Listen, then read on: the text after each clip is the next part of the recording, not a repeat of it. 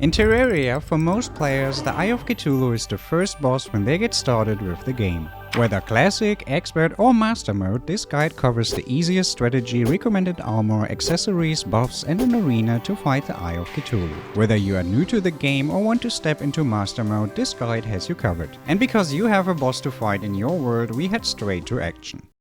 The Eye of Cthulhu has two different ways to spawn. The first is the natural way. If you have at least 200 health, the Eye will spawn naturally with a 33% chance at night, but just if you haven't defeated it yet. Once it's been defeated, it won't spawn naturally any longer. If you see the message that an evil presence is watching you at the start of the night, it means the Eye of Cthulhu will spawn shortly after. If you don't feel ready yet, store your farmed life crystals and stay at 180 life until you are good to go. The second way is to either find the suspicious looking eye underground in chest or craft one at the demon altar, found in the underground corruption or crimson with 6 lenses. You can use the suspicious looking eye exclusively at nighttime. Now that we know how to spawn the Eye of Cthulhu, it's more important to prepare and gear up. You can have a maximum of 400 health at this stage of the game. For Master or even Expert, I recommend to farm life crystals to max your life first. If you plan to play Mage, get 200 mana crafted with 5 fallen stars you find at night on surface level.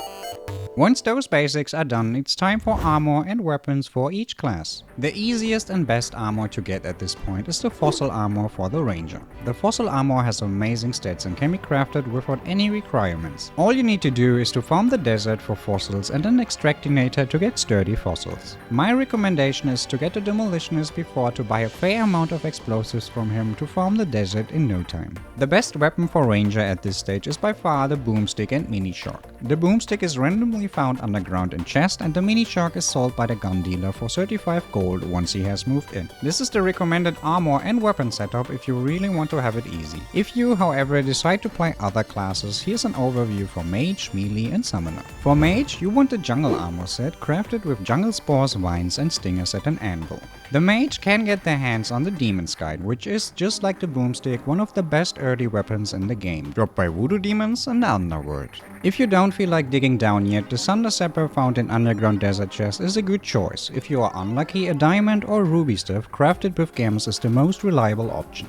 For Melee, the best armor at this stage is the Ancient Shadow armor. However, it has a brutally low drop chance of 0.19% from Eaters of Souls, and this is a corruption exclusive armor. The most reliable armor to get your hands on is simply the gold or platinum armor, where you just need to farm some ores. The Melee has some options when it comes to weapons. If you are lucky, you may find the Star Fury in chest on Sky Islands. I also recommend to get either the Thorn Chakram or the Amazon Yo-Yo crafted with items from the jungle as a secondary weapon. The Summoner, on the other hand, doesn't have many options in the early game. The only armor piece that directly buffs Summoner is the Flink's Fur coat, crafted with Flink's Fur, gold or platinum bars and silk. You can mix it with other armor like the jungle or gold armor.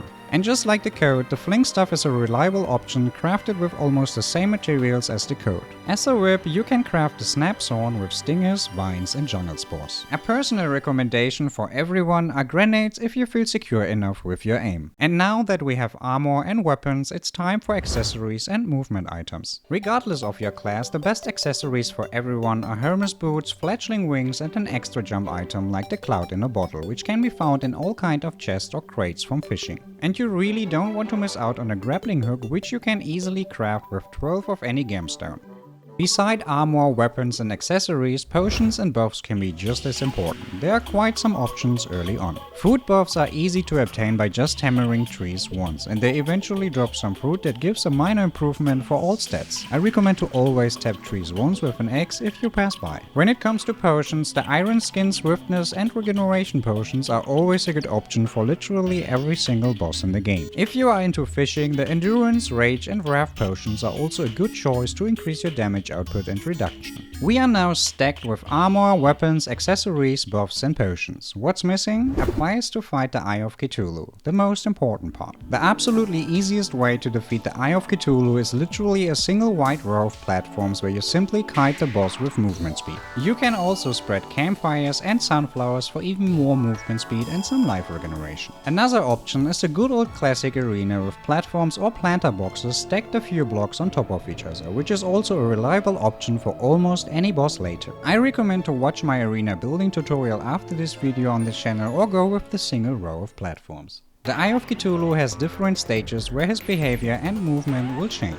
In the first phase, he will mostly float above you and spawn some little eye servants that you should focus before they get an annoyance. You can one-hit them with pretty much all weapons easily, and thus you don't lose too much damage when you quickly remove them. The Eye of Cthulhu itself in this phase is slow and his movement is very predictable, making it easy to dodge him with a double jump or grappling hook. In the second phase, starting in Classic at 50 and in Expert and Master at 65%, he gets slightly faster and his charges become much faster and frequent. However, if we go with a wide arena made out of platforms, use sandflowers, Hermes boots, a swiftness potion and a food buff, you can simply outrun and kite him all day simply by utilizing all movement buffs. Keep in mind that the movement speed is kept at 160%, however your acceleration is not. If you have to slow down, stop or change the direction, which we have to all the time for boss fights, it will greatly help to dodge and not get hit from the boss. Using a wide arena and movement speed doesn't require anything else than this. No need for reforges from the goblin or any other accessories. You can even use this for a no-hit challenge, and you won't even notice the difference whether it's classic, expert or master mode.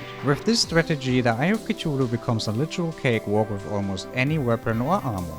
And with this, you are good to go and smash the Eye of Cthulhu for some shiny loot. If you have any question, feedback or recommendation, leave a comment below. Don't forget to subscribe and like. This was Waters Box, and I see you next time.